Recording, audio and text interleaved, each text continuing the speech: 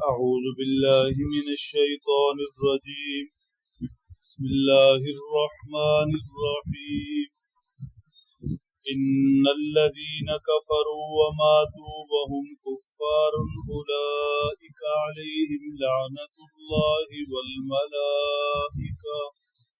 والملائكة والناس أجمعين خالدين فيها لا يخفف عنهم العذاب ولا هم ينظرون صدق اللہ.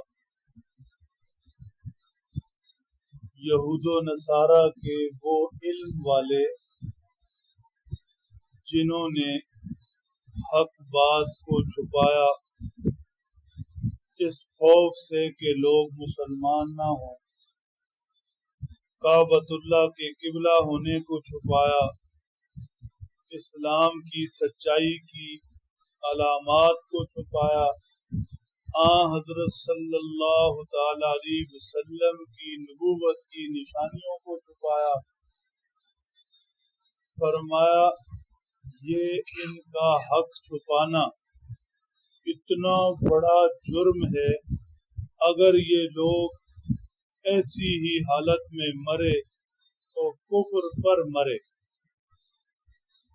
لہذا ان کے اوپر لعنت اللہ کی لعنت ہو، والملائکہ فرشتوں کی لعنت ہو، والناس اجمعین اور ساری انسانیت کی لعنت ہو، چاہے وہ مسلمان ہیں یا کافر.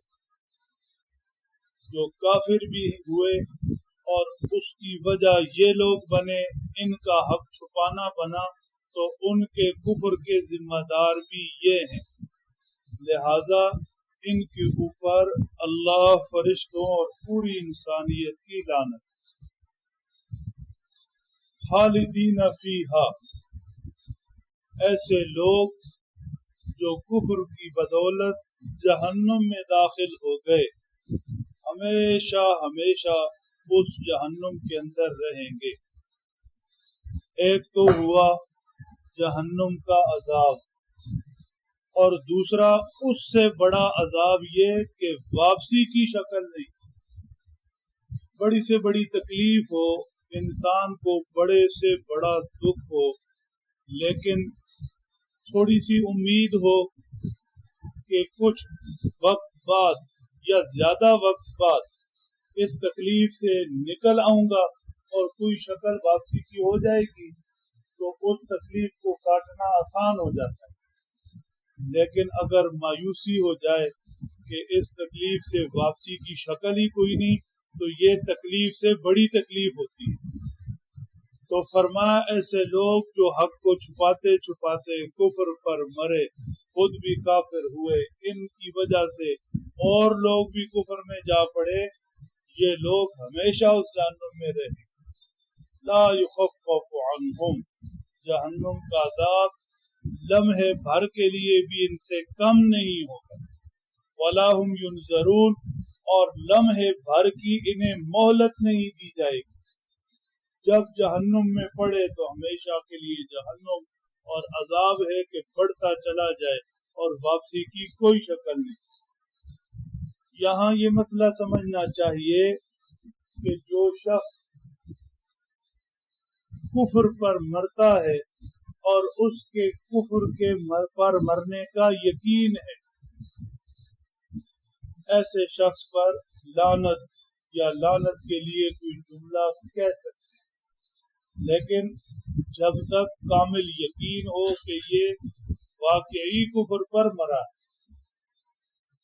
لیکن اگر کوئی شخص کفر پر مرا نہیں، اس کی زندگی میں چاہے وہ کافر ہی کیوں نہ ہو، امکان موجود ہے کہ شاید اللہ اسے ایمان کی دولت دے دے، آج نہیں تو کل دے دے، کل نہیں تو پرسوں دے دے، موت سے پہلے پہلے اسے کلمہ کی توفیق ہو جائے.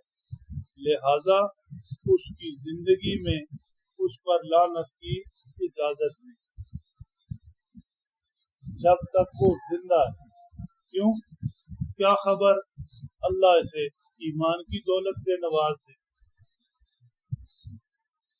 اب ہمارا حال کیا ہوا، یعنی جو لوگ کفر پر جی رہے ہیں ان پر بھی لعنت کی اجازت نہیں ہے۔ ہمارا حال کیا ہوا کہ ہم تو مسلمانوں کے اوپر بھی لعنت، اور لعنت کا لفظ گویا ہم نے اتنا ہلکا پھلکا لے لیا، لعنت ملعون لعنت ملعون۔ لعنت کہتے ہیں اللہ کی رحمت سے دوری کو، لعنت کا مطلب ہے اللہ کی رحمت سے دوری۔ تو جب کوئی شخص کسی دوسرے کو کہتا ہے لعنت ہو، تم پر لعنت ہو، تو اس کا مطلب کیا ہوا کہ وہ بد دعا دے رہا ہے کہ تم اللہ کی رحمت سے دور ہو جاؤ، تم اللہ کی رحمت سے دور ہو جاؤ۔ تو ظاہر بات ہے کہ یہ کتنی بڑی سنگین بد دعا ہے، کسی کو اللہ کی رحمت سے دور کرنے کی بد دعا دینا۔ ایسے ہی مردود کا لفظ بھی، کیونکہ مردود شیطان ہوا، اللہ کی رحمت سے دور، جنت سے نکالا گیا، اللہ کے قرب سے دور کیا گیا۔ تو ایسے الفاظ کسی صورت بھی زبان پر نہیں آنے چاہیے۔ اللہ سمجھ دیں، عمل کی توفیق۔